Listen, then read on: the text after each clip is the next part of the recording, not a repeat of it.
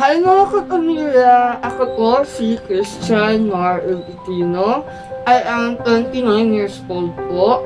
And nakatira po ako sa Barangay Sadang Uno, Calao, Quezon. And ang istorya po na aking idadahagi ko po sa inyo sa araw na ito ay naging biktima po ako ng bullying nung ako po ay nag-aaral pa. Since high school, and college, nakakaranas po ako ng bullying. Pero, dahil nga po sa kalagayan ko bilang isang PWD person, ay hindi siya naging hadlang sa aking mga pangarap at makapagtapos ng pag-aaral. Since po, nakakaranas po ako ng bullying po. Siyempre po, ang aking kalagayan ay iba sa aking mga kaklase. Pero sabi ko nga po, kahit anong mangyari, ay nilalagan ko yung aking sarili at karapatan ko bilang isang tao. Kahit nakakaranas po ako ng bullying, naging stepping stone ko po sila sa paggadok ng aking mga pangarap. Nakatagpapos ako ng Ellen noong 2008 po. And then high school, nakakaranas na din po ako ng bullying.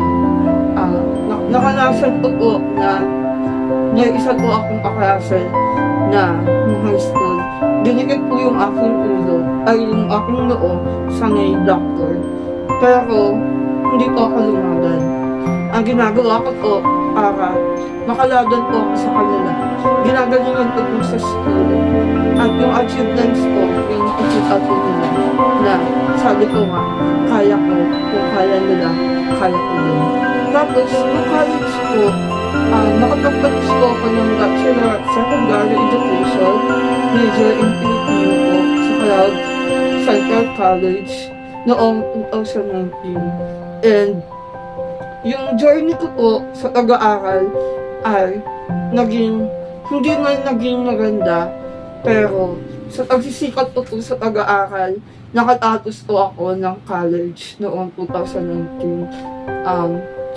Ang journey ko po sa pag-aaral ay, syempre po, nag-take po ako ng board exam for teachers. Since 2019 po, ako po ay hindi nakapasa. Hindi po ako pinalad. Pero, hindi po ako tumigil na agutin ko yung aking mga pangarap. Nag-take po ako ng 2021, hindi pa din po ako pinalad. And 2022, hindi pa din po.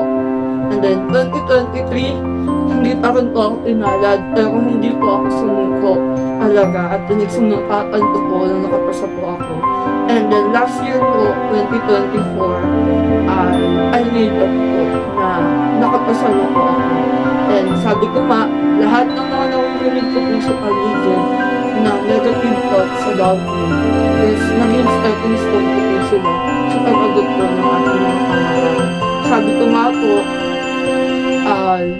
kapag may pangarap ka, hindi lang dapat ito naging pangarap, dapat yung pangarap mo maging totoo.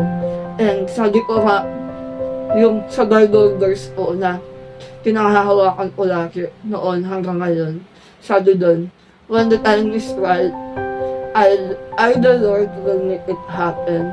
Isaiah 60:22. And ngayon, pinanghahawakan ko pa din po siya. Nag-outtaking po kami last January 26 po, 2025 sa Lucena Convention, Lucena City. At ang sabi ko lang talaga, this is it. Ito na yung totoo talaga, na ang pangarap hindi lang dapat naging pangarap lang siya. Dapat pag sinikatan mo, bigyan mo ng halaga yung time and effort, bigyan mo ng effort yung gusto mo. Kapag may gusto ka, bigyan mo ng oras, bigyan mo ng effort siya para makuha mo ito. And kung hindi pa man pupunta sa iyo ang time mo, ay huwag kang sumuko at huwag kang tumigil sa pagtatrabaho na maabot mo yung gusto mong pangarap. Kasi kapag tumigil ka at umalaw ka, ang sabi nga, ang umaalaw ay hindi nagwawagi. Yun po. So, hindi po ako sumuko, hindi po ako nagtumigil sa pag-abot ng aking pangarap. Na kahit ganito po ako, hindi ko po hinahadlangan ng sarili ko na hanggang dito lang po ako. Pilit-pilit po na lumaban sa buhay na kahit anong mangyari, hindi ako susuko sa aking mga pangarap. And I know na sa pamamagitan ng video na to, sa pamamagitan ng story ko nito, na maibahagi ko sa inyong lahat, ay sana ma-inspire ko kayo na kahit anong meron ka, kahit anong nararamdaman mo, kahit anong loss ang meron ka, ay huwag kang mahiya. At kahit anong pinagdadaan mo sa buhay, huwag kang sumuko, lumaban ka, magdasal ka, dahil hindi ka pinapabayaan mo.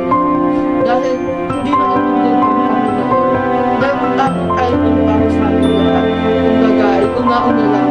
Pero hindi na naman para sa iyo ay magpasalamat ng Lord kasi binigay yan para sa iyo. Hindi yan accidental.